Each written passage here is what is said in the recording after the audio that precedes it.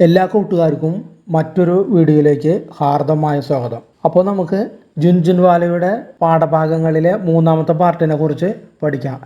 ഇതിനു മുമ്പ് ചെയ്ത 2 പാഠഭാഗങ്ങളും നിങ്ങളെല്ലാവരും കണ്ടിട്ടുണ്ടാകുമെന്ന് ഞാൻ വിശ്വസിക്കുന്നു. കാണാത്തവരുണ്ടെങ്കിൽ ഒന്ന് കണ്ടു കഴിഞ്ഞാൽ അത് ഉപയോഗപ്രദമായിരിക്കും. കാരണം അതിൻ്റെ തുടർച്ചയാണ് ഈ വീഡിയോ. ഇനിയും വീഡിയോസ് വരാനുണ്ട്. അപ്പോൾ എല്ലാവരും മനസ്സിരുത്തി നല്ല രീതിയിൽ പഠിക്കുക, നല്ല ഇൻവെസ്റ്റർ ആവുക.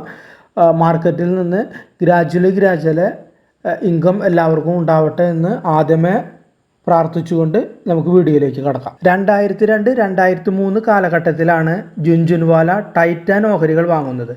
അന്ന് ഓഹരി ഒന്നിന് 5 രൂപയായിരുന്നു വില. ഏറെ താമസിയാതെ വില 30 രൂപയായി ഉയർന്നു. അപ്പോൾ ഭൂരിഭാഗം നിക്ഷേപകരും ലാഭമെടുത്ത് വിറ്റു. എന്നാൽ അദ്ദേഹം അത് വിറ്റില്ല.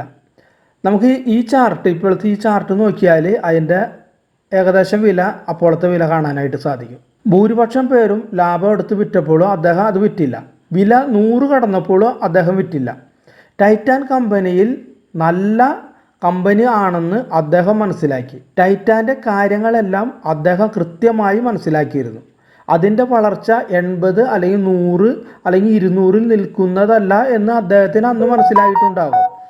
അതായത് 2011 ടൈറ്റാൻ 1150 രൂപ കടന്നു. നമുക്ക് ഈ ചാർട്ടിൽ നോക്കിയാൽ അത് വീണ്ടും മനസ്സിലാവും. ഇപ്പോൾ ഏകദേശം വില 3700 രൂപയാണ്. കമ്പനികളെ പഠിക്കാനോ അവയുടെ ഭാവി മുൻകൂട്ടി കാണാനോ അദ്ദേഹം ശ്രമിച്ചു എന്നതാണ് ശരി. കമ്പനികളെ പഠിച്ച് ശേഷം അവയിൽ പണം നിക്ഷേപിക്കുക. ആരെങ്കിലും പറഞ്ഞതുകൊണ്ട്, എന്തെങ്കിലും മാസികകളിലും വരുന്നത് കൊണ്ടോ ഏതെങ്കിലും ഉപദേശകരുടെ വിലയിരുത്തൽ കേട്ടോ അല്ല തീരുമാനങ്ങൾ നമ്മൾ എടുക്കേണ്ടത്. അവയിൽ നിന്നെല്ലാം, അതായത് മാസികയിൽ വരുന്നതോ അല്ലെങ്കിൽ ഉപദേശകർ തരുന്നതൊക്കെ, അവയിൽ നിന്നെല്ലാം നമുക്ക് ഐഡിയകൾ സ്വീകരിക്കാം. പക്ഷെ തീരുമാനങ്ങൾ നമ്മളുടേത് ആകണം. എന്നാൽ നമുക്ക് വ്യക്തമായ ബോധ്യം വരാതെ അല്ലെങ്കിൽ കേട്ട കാര്യങ്ങൾ കൃത്യമായ ഉറപ്പില്ലാതെ പണം ഒരിക്കലും ഒരു കമ്പനിയിൽ നിക്ഷേപിക്കരുത്. എങ്ങനെയല്ല ഒരു കമ്പനിയെ പഠിക്കണമെന്ന് ചോദിച്ചാൽ പ്രധാനമായി അവരുടെ ഫിനാൻഷ്യൽ സ്റ്റേറ്റ്മെൻറ്റ് എന്നുവെച്ചാൽ സാമ്പത്തിക രേഖ, കൂടാതെ ആ കമ്പനിയുടെ പ്രവർത്തന മേഖല നമ്മൾ പഠിക്കണം. ഏത് മേഖലയാണ് എന്നുള്ളത് വ്യക്തമായിട്ട് പഠിക്കണം. അതുകൂടാതെ ആ മേഖലയിലേക്ക് ഭാവി സാധ്യത എങ്ങനെ ഉണ്ടെന്നും കൂടി നമ്മൾ മനസ്സിലാക്കിയിരിക്കണം. എന്നിവ നല്ലതായിട്ട് പഠിച്ചിട്ട് പിന്നെ മാനേജ്മെൻറ്റ് എങ്ങനെയുണ്ടെന്നും കൂടി നമ്മൾ നോക്കണം.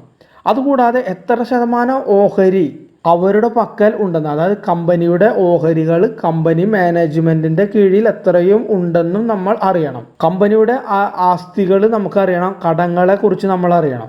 ഈ കാര്യത്തിലെല്ലാം നമുക്കൊരു ഇടുങ്ങിയ ചിന്താഗതിയോ വിട്ടുവീഴ്ചയോ ഒരിക്കലും പാടില്ല എന്ന് അദ്ദേഹം വിശ്വസിച്ചിരുന്നു.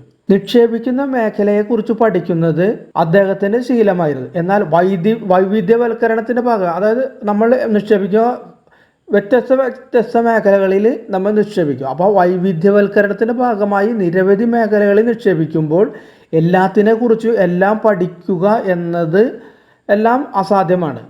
ഉദാഹരണം പറയുന്നത് വെച്ചാൽ റിയൽ എസ്റ്റേറ്റ്, പിന്നെ ഇൻഫർമേഷൻ ടെക്നോളജി, അതായത് IT മേഖല. ഈ മേഖലകളിൽ നോക്കിക്കഴിഞ്ഞാൽ ഓഹരി വിപണിയിൽ ഏറ്റവും കൂടുതൽ ഊഹക്കച്ചവടം നടക്കുന്ന 2 മേഖലയാണ് ഇത്, അതായത് റിയൽ എസ്റ്റേറ്റ് മേഖലയും ഇൻഫർമേഷൻ ടെക്നോളജി മേഖലയും എന്ന് അദ്ദേഹം വിശ്വസിച്ചു. അങ്ങനെ നോക്കുമ്പോൾ ഈ സെക്ടറിനെ നിക്ഷേപിക്കുവാനായിട്ട് നമ്മൾ പഠിക്കുന്നത് അത് വളരെ ബുദ്ധിമുട്ടാണ്. കാരണം വില വ്യതിയാനവും ഇതിൻ്റെ ഫണ്ടമെൻ്റൽ കാര്യങ്ങളും തമ്മിൽ മാച്ചായി പോകാറില്ല എന്നാണ് പറയുന്നത്. അപ്പോൾ അദ്ദേഹം പറയുന്നത് വെച്ചാൽ തനിക്ക് മനസ്സിലാവാത്ത സെക്ടർ അദ്ദേഹം പരിഗണിച്ചിരുന്നില്ല എന്നാണ് പറയുന്നത്. അതായത് നമുക്കറിയാത്ത, മനസ്സിലാകാത്ത ബിസിനസ് ചെയ്യുന്ന കമ്പനികളിൽ നിക്ഷേപം നടത്തരുത് എന്നാണ് പറയുന്നത്. എളുപ്പത്തിൽ പണം ഉണ്ടാക്കാനുള്ള ഒരു മാർഗമായി ഓഹരി വിപണിയെ ആരും കരുതരുത് എന്നും പറയുന്നു. അതായത് വാതുവെപ്പോ ചൂതാട്ടമോ ഊഹക്കച്ചവടമോ അല്ല യഥാർത്ഥ ഓഹരി വിപണി എന്ന് പുതിയ തലമുറയോടാണ് അദ്ദേഹം ഉപദേശിച്ചു കൊടുക്കുന്നത്.